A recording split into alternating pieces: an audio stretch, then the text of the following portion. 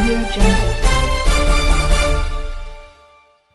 Good morning Odisha तो आज हूँ अगस्ट 23 शनिवार तो चलतु जानवे आज दिन टॉप 10 ब्रेकिंग न्यूज। पर्यटकों सुविधा लगी तारातारिणी पीठर हेब 3 महला विशिष्ट धर्मशाला। गुरुवार गंजाम जिलापाल भी कीर्तिभासन जिलार प्रसिद्ध पर्यटन स्थल इष्टदेवी माँ तारातारिणी पीठ को आसी मंदिर परिसर में चली विभिन्न उन्नयनमूलक कार्यमान बुली देखा सह विभिन्न विभागीय अधिकारी मानक नहीं समीक्षा करिसेंती, जहाँकि भक्त मानक आउ भोकिला होई फेरिबाकू पड़िबनी बोली सरकार पक्षर पदक्षेप नियाजाई प्राय 1 कोटी ऊर्ध्व टंका व्यय प्रतिष्ठा करा जायथिबा अत्याधुनिक शैलीर स्वयं चालित रंधन मेसिन माध्यम खाद्य प्रस्तुत हो स्वल्प मूल्य भक्त को जोगाई देवार व्यवस्था को यथाशीघ्र कार्यकारी करने को नहीं कर्मचारी मानक निर्देश देते। परवर्ती खबर विजय थालापाथी बड़ घोषणा।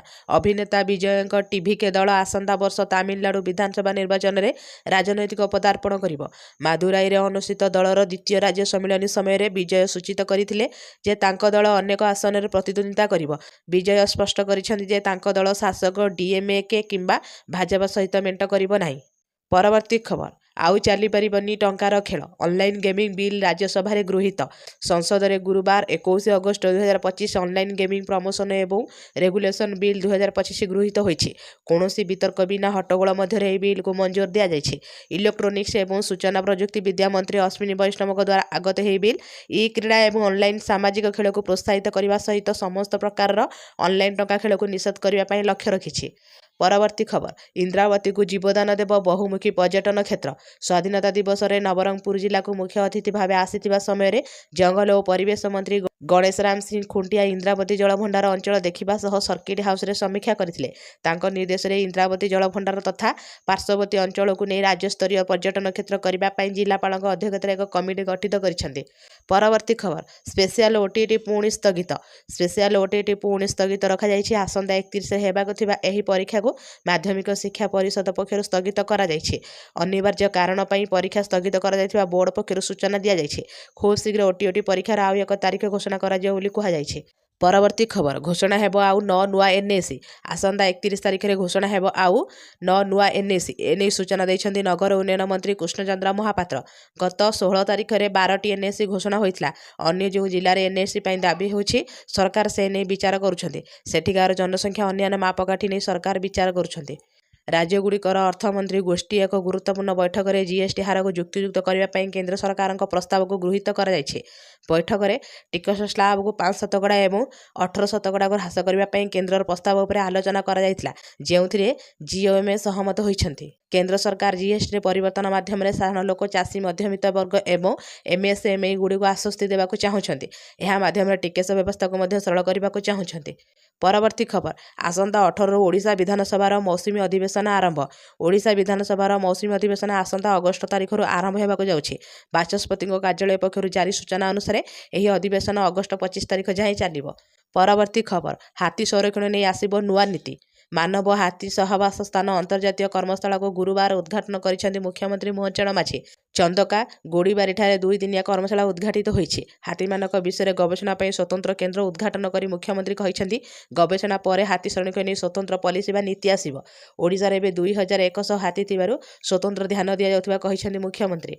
परवर्ती खबर खान सार बड़ निष्पत्ति। साधारण लोक मैंने एवं प्रसिद्ध यूट्यूबर एवं शिक्षक खान सार घरे 25 टंका रिसीज परीक्षा करें। खान सार पदक्षेप गरीब लोकों बहुत लाभदायक हेब। परवर्ती खबर 800 बात्या आश्रयस्थली निर्माण करेंगे राज्य सरकार। राज्य में प्राय 800 बात्या आश्रयस्थली निर्माण कर राजस्व मंत्री सुरेश पुजारी घोषणा करिसेंति। दिल्ली गस्त बेले से केंद्र गृहमंत्री को भेटी यह दाबी उठाई। मंत्री पुजारी कहिसेंति प्राकृतिक विपर्यय प्रवण अंचल में स्कूल गुड़िक निकट में आश्रयस्थली गुड़िक निर्माण हेब। परवर्ती खबर आईडी कार्ड नथिले विश्वविद्यालय नो एंट्री। सबु कर्मचारी छात्र छात्री को निर्देश।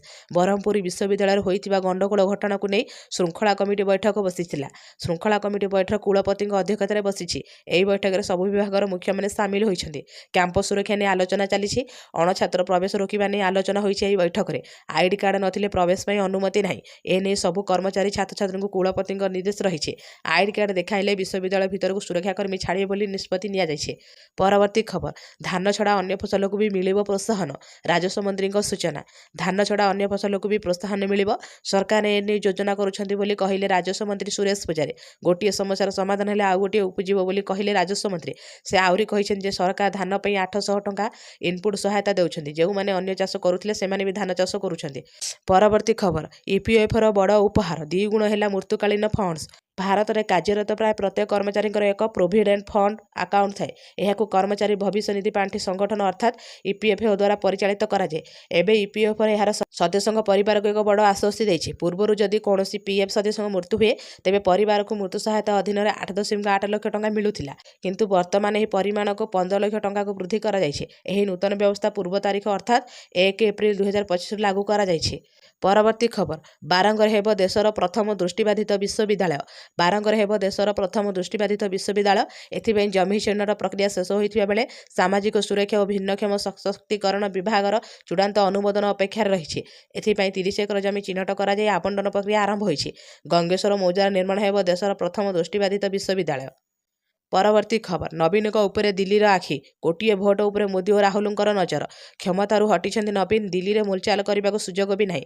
ହେଲେ ନବୀନଙ୍କୁ ନିଜ ପକ୍ଷକୁ ନେବାକୁ ଏବେ ବି ଏନ୍ଡିଏ ଓ ଇଣ୍ଡିଆ ମେଣ୍ଟର କସରତ। କାରଣ ନବୀନଙ୍କ ପାଖରେ ଓଡ଼ିଶାର ରହିଛି ବଡ଼ ଭୋଟ ବ୍ୟାଙ୍କ। ସୋମବାର ରାଜନାଥଙ୍କ ଫୋନ୍ କଲ୍ ପରେ ବୁଧବାର ହସ୍ପିଟାଲରେ ଚିକିତ୍ସିତ ହେଉଥିବା ନବୀନଙ୍କ ନିକଟକୁ ଆସିଥିଲା ପ୍ରଧାନମନ୍ତ୍ରୀ ନରେନ୍ଦ୍ର ମୋଦିଙ୍କ ଟେଲିଫୋନ୍। ସ୍ୱାସ୍ଥ୍ୟ କଥା ବୁଝିବା ପରେ ଦିଲ୍ଲୀ ଆସିବାକୁ ନିମନ୍ତ୍ରଣ ଦେଇଥିଲେ। ଆଉ ପରେ ସନ୍ଧ୍ୟାରେ କଂଗ୍ରେସର ମୁଖିଆ ମଲ୍ଲିକାର୍ଜୁନ ଖଡଗେ ନବୀନଙ୍କୁ ଫୋନ୍ କରି ଆଶୁ ଆରୋଗ୍ୟ କାମନା କରିଥିଲେ।